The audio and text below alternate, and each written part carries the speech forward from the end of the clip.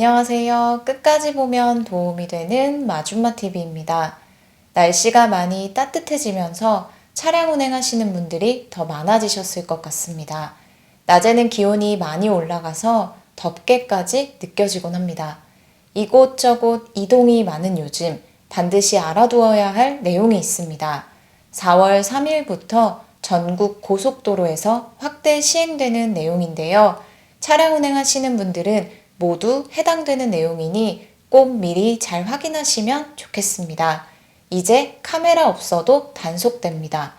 관련 주요 내용이 궁금하신 분들은 오늘 영상을 통해서 꼭 확인해 보세요. 그럼 오늘도 끝까지 봐주세요. 운전을 할 때 가장 중요한 것이 안전입니다. 나의 안전도 중요하고 상대방의 안전도 중요하기 때문에 서로 법규를 잘 지키면서 차량을 운행해야 합니다. 고속도로에서 발생하는 여러 사고가 있지만 그중 특히 국민들의 생명을 위협하는 매우 위험한 사고가 있습니다. 바로 과속 운전으로 인한 교통사고입니다. 과속사고 치사율은 고속도로 전체 사고 치사율의 4배가 넘을 정도로 상당히 높습니다. 치사율이 무려 평균 25%에 달합니다. 과속사고가 발생하는 여러 가지 이유가 있지만 그중 꾸준하게 문제점으로 지적되어 오고 있던 것이 있습니다. 바로 카메라 단속에 대한 부분인데요.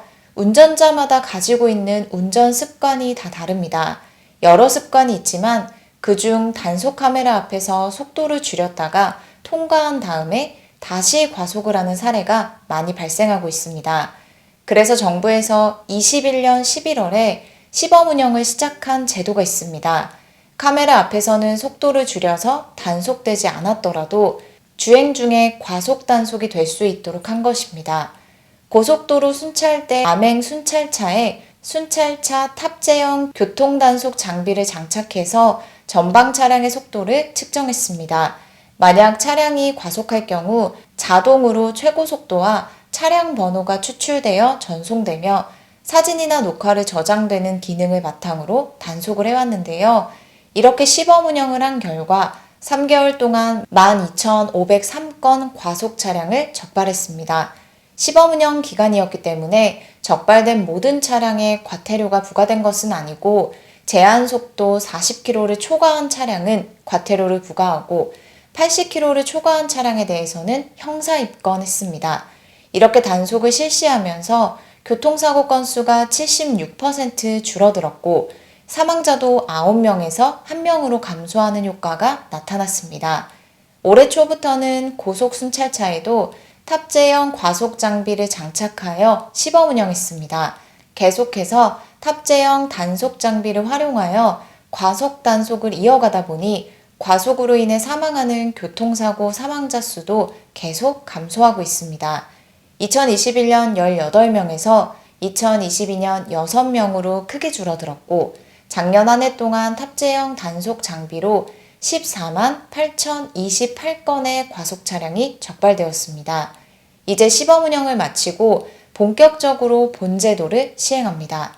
4월 3일부터 전국 모든 고속도로에 탑재형 단속 장비를 갖춘 고속 순찰차를 배치해서 본격적으로 단속을 시작합니다.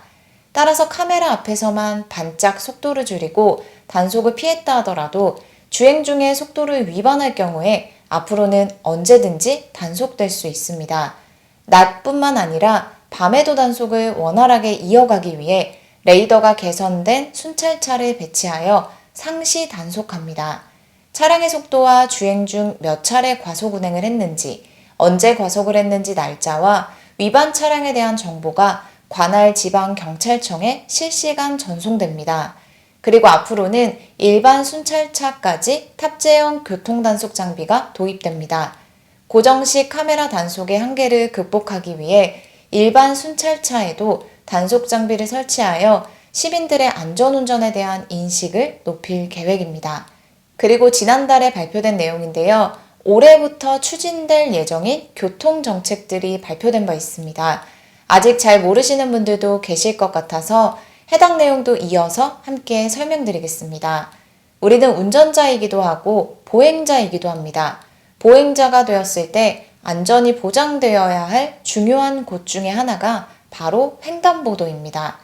앞으로는 대각선 횡단보도 및 동시보행 신호를 확대합니다. 대각선 횡단보도를 건너보신 적 한 번쯤 있으실 거예요. 일반적으로 직선으로만 되어 있는 횡단보도가 아니라 대각선 방향을 포함해서 모든 방향으로 보행자가 횡단할 수 있는 보도입니다. 앞으로는 이런 대각선 횡단보도를 늘려서 보행자가 교차로에서 횡단하는 횟수를 1회로 단축할 계획이라고 합니다.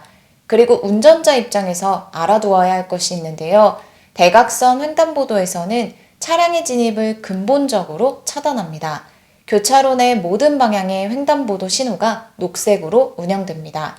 두 번째는 탄력적으로 속도 제한을 추진한다는 소식입니다.